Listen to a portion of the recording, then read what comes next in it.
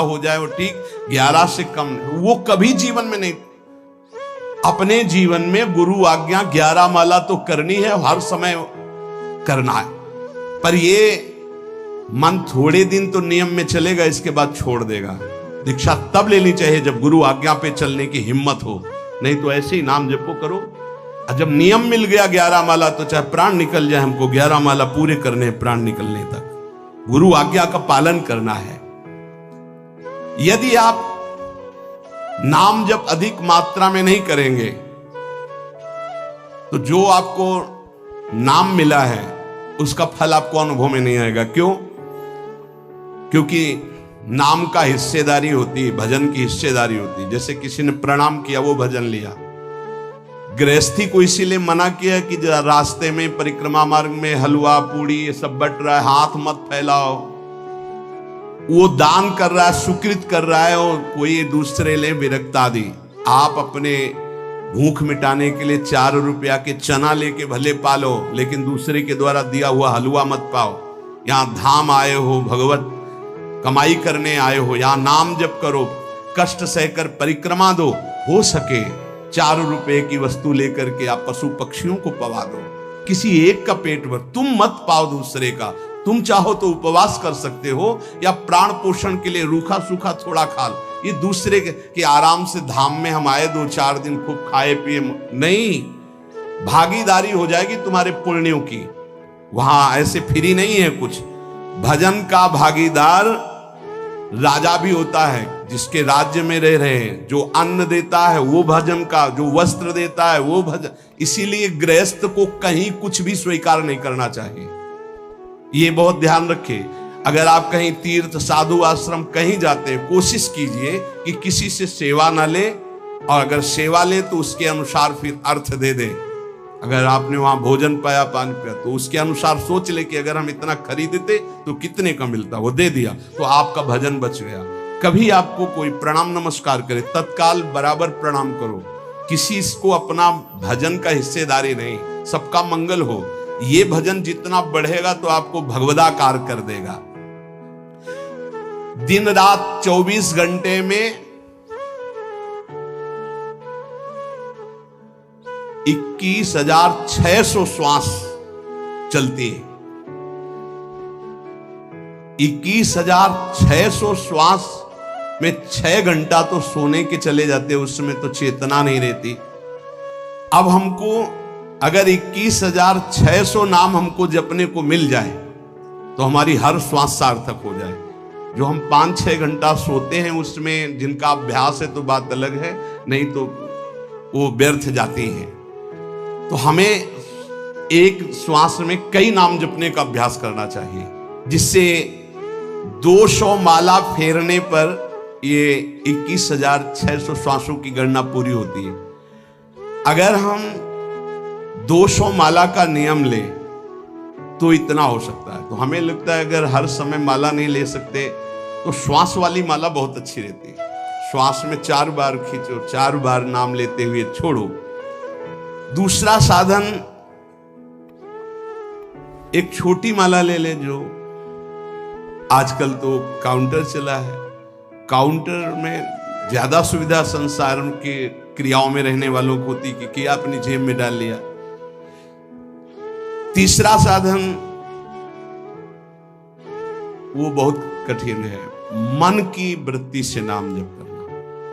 माला, श्वास और मन की वृत्ति, उसमें श्वास की भी गणना का ध्यान नहीं रहता, उसमें केवल चिंतन होता है, चल रहा है। पर ये आखिरी स्थिति होती, इसी के बाद वो परिपक्व अवस्था होता है। जिह्वा से धीरे धीरे नाम उच्चारण करते हुए, ये पहला अभ्यास है। प्रारंभिक को एकदम मानसिक में नहीं पहुंचने की चेष्टा करनी चाहिए, 2-4 नाम के बाद मन प्रपंच में फंसा देगा। दूसरा अभ्यास कंठ में, जैसे हम जिह्वा से, इसे वाचिक जप कहते हैं। मंत्र नहीं होगा, ऐसे नाम होगा, फिर उपांश ऐसे, फिर कंठ से चलता है, फिर हृदय से चलने लगता है, फिर नाभि से चलता है। जिसका नाभि से चलने लगता है उसका परावाणी के द्वारा भजन, वो सिद्ध पुरुष कहा जाता है। चार वाणी। परा पश्यंती, मध्यमा, वैखरी। वैखरी जो बोल रहे हैं, जो कंठ से, फिर हृदय से पश्यंती, परा नाभि से, मूलाधार केंद्र से लेकर के संपूर्ण ब्रह्मांड में इसमें नाम गूंज रहा है। वो सिद्ध पुरुष का होता है। पहला अभ्यास जिह्वा हिला करके शुरू करें, राधा राधा राधा राधा। फिर कंठ से, कभी हमारे सदगुरुदेव भगवान को देखना, अगर कोई आ गया और बातचीत का हुआ तो यहां से तत्काल चलता दिखाई देता है ना, कंठ ऐसे ऐसे हिलने लगता है कंठ। अगर शांत बैठे तो फिर नहीं दिखाई। अगर कोई है आसपास तो इतनी तीव्रता लगन होती कि कहीं छूट ना जाए नाम। कंठ से विशिष्ट अभ्यासी का, फिर हृदय से परिपक्व अभ्यासी का, और नाभि से सिद्ध महापुरुष का। परावाणी से चलता है। अगर 1 वर्ष तक जिह्वा से अभ्यास किया जाए, ये मैंने किया है, नारायण स्वामी कहते हैं, तो दूसरे वर्ष में कंठ से प्रारंभ हो जाता है। 2 वर्ष कंठ से चले तो अगला हृदय से प्रारंभ हो जाता है, और हृदय से 3 वर्ष चले तो फिर नाभि से 7 वर्ष में नाम सिद्ध हो जाएगा। अगर नियम पूर्वक झूठ ना बोले, सत्य आचरण करे, ऐसे नाम जप करे। हम ये कहते हैं कि चलो थोड़ा धीमे ही सही, पर 12 वर्ष में तो आपको सिद्ध हो जाना चाहिए। 12 वर्ष, यहां बोले 30 वर्ष के 50 वर्ष हो गए साधन करते हो, ज्यों कहते हो कोई परिवर्तन नहीं। इसका मतलब अंदर से नाम नहीं चलाया जा रहा, नाम में रुचि नहीं। 12 वर्ष में तो भगवत साक्षात्कार करके जागृत स्वप्न सुषुप्ति अवस्था पर विजय प्राप्त कर लेता है साधक। ऐसा ही स्वामी जी ने किया। नारायण नारायण नारायण नारायण नारायण, ऐसी सिद्धावस्था हो गई थी। एक टाट की लंगोटी, एक रस्सी कमर में, बस। बड़े ही उच्च कोट, और बहुत बड़े अरब खरबपति घर के बालक थे। सारी सिद्धियां उसके पैरों में लौटने लगती हैं, जिसका नाभि से भजन प्रारंभ हो जाता है, परावाणी से। अजपा जाप उसे ही कहते हैं जो नाभि से होता है। अजपा जाप करने वाले उपासक में जो अजपा जाप करने की चाह रखते हैं, पहला भोजन पर ध्यान दे। सात्विक भोजन, पवित्र भोजन। भाई नाम का स्वाद नहीं मिला तो कुछ लोग जो है बहुत प्रसन्न होते हैं जब सांसारिक पदार्थ आता है। बड़ी कृपा श्री ठाकुर जी की रही है कि इस विषय पर जो है बहुत परिपक्व किया है। रोटी नहीं मिली, फिर रबड़ी रसगुल्ला की तो बात जाने दो। गंगा का किनारा, गांव में जाना नहीं, जो आकाश वृत्ति से वो आ जाए वही। आप लोगों को तो रोटी तो मिल रही है। पहला नाम सिद्ध करने के लिए भोजन सात्विक, और थोड़ा अगर एक समय पाके निर्वाह कर लो तो अच्छा, नहीं तो 2 समय। 3 समय पाने का तो अधिकार ही नहीं साधक को।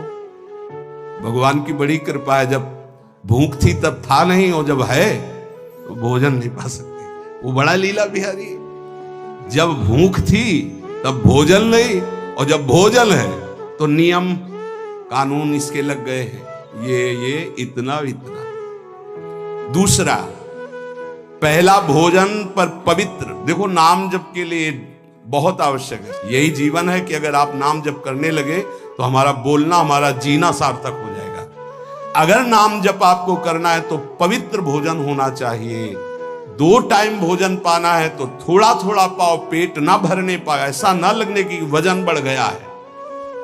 वजन बढ़ गया है तो भजन घट गया है, वजन घट गया तो भजन बढ़ गया है। देखो तुम्हारे संसारिक संबंधी माता पिता चाहेंगे कि तुम्हारा चिकना शरीर होना चाहिए, हष्ट पुष्ट होना चाहिए, लेकिन हम चाहेंगे कि तुम्हारा भजन पुष्ट होना चाहिए, भगवदाकार वृत्ति होना चाहिए। शरीर तो आज है, कल नहीं रहेगा, चाहे जितना चिकना कर लो।